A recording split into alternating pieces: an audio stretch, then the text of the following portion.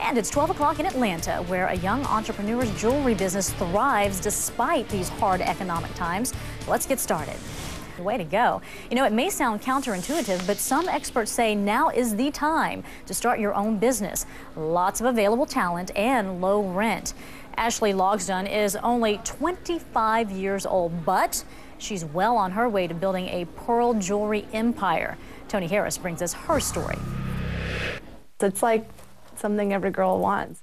Ashley Logsdon glows like the very pearls she sells when she talks about her product. To me, they're all gorgeous, and the imperfections give them character. The different colors make them exciting and fresh and contemporary. The 25-year-old runs a jewelry business out of her parents' basement.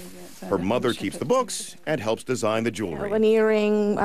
You can see I started bringing like this kind back, and then I was like, why don't we just put them together? I'm her biggest fan and employee right now.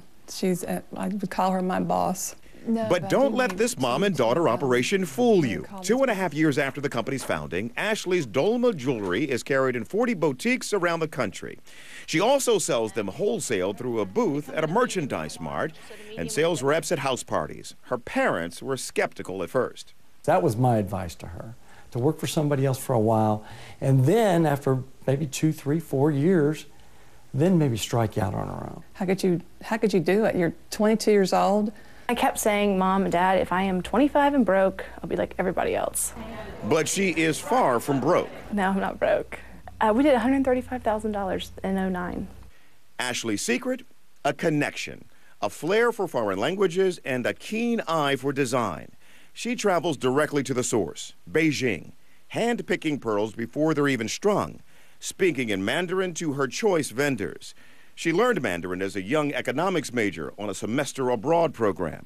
Well, that's where all the business was going, it seemed. She went on a shopping trip to Beijing with a fellow student who had relatives there, and they introduced her to a pearl vendor. When I actually went to the markets and met the vendors and saw like all the shapes and sizes and colors, I mean, I had no idea that pearls weren't just round and white.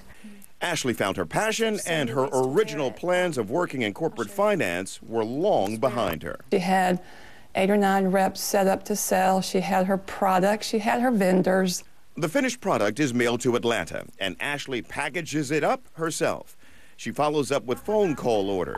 有什么问题给我打电话好不好? Her jewelry averages between $50 and $150. Pretty cheap for pearls. Our product is, way below retail. I knew how to bargain and how to handle business in China. In the future, she has big plans. I would love to hire 100 people by June or July. I mean, I think I can do it. What a great story, and that was Tony Harris reporting. By the way, Ashley's father is no longer a critic. He jokingly told us that he hopes to retire off of her profits.